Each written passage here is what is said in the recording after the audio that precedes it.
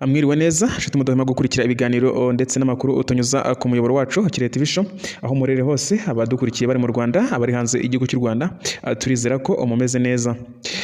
Amakuru tugiye kubagezaho ni amakuru amaze akanya gato agiye hanze avuga ko u Rwanda n'Ubutaliyani abo biri mu biganiro bigamije kureba uburyo u Rwanda rwakakira abimukira abari mu kaga.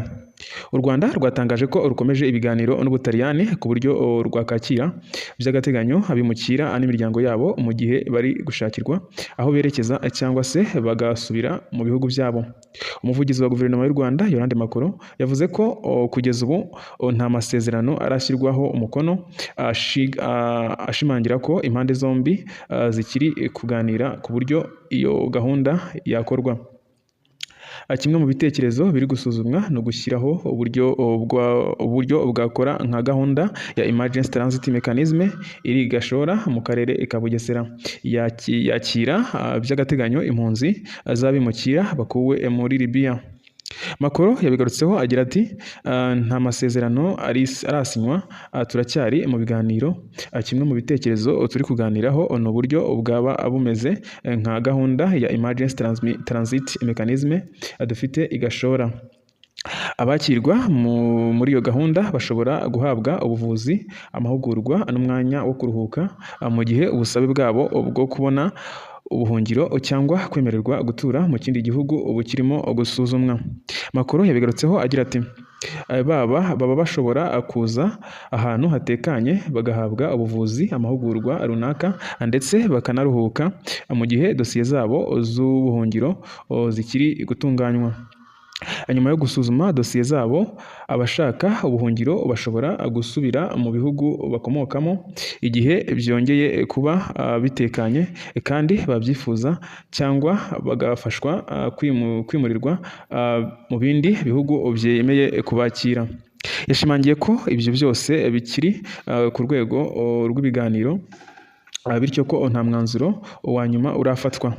Makoro kandi yavuze ko ubushake bw'u Rwanda bwo kugira uruhare mu gukemura ikibazo cy'abimukira ndetse n'impunzi bushingiye ku mateka yarwo.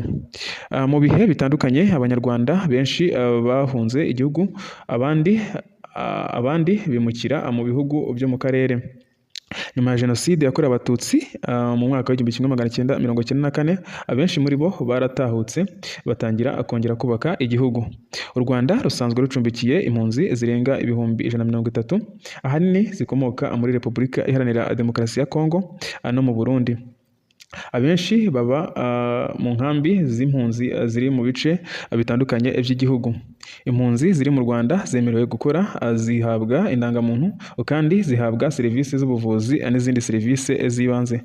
Makoro yavuze ko leta ikorana n'imiryango mpuzamahanga n'indi miryango itandukanye kugira ngo abahunze ibihugu byabo bashobore kuba mu Rwanda batekanye, bakore kandi batangire ubuzima bushya mu gihe bategereje gusubizwa cyangwa se mu gihe bategereje gusubira iwabo cyangwa kwimurirwa mu bindi bihugu. Ikinyamakuru cyo mu Butaliyani ISO 24 cyatangaje ko ibiganiro n'u Rwanda biri mu mugambi mugari wa guverinoma ya Minisitiri w'Intebe Giorgia Meloni wo kwihutisha ishyirwa mu bikorwa ry'amabwiriza mashya y'umuryango w'ubumwe bw'Uburayi ajyanye no gusubiza abimukira mu bihugu bakomokamo. Ikinyamakuru cyo mu Butaliyani Desole 24 Ore cyatangaje ko ibiganiro n'u Rwanda biri mu mugambi mugari wa guverinoma ya Minisitiri w'Intebe Giorgia Meloni wo kwihutisha ishyirwa mu bikorwa ry'amabwiriza mashya y'umuryango w'ubumwe bw'Uburayi ajyanye no gusubiza abimukira mu bihugu bakomokamo.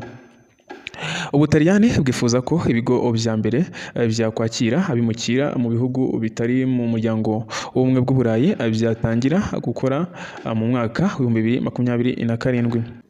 Iyo gahunda yihutishijwe nyuma y'ikibazo cy'abimukira cyongeye kugaragara i Suède, agace ka Espagne gaherereye ku mugabane wa Afurika.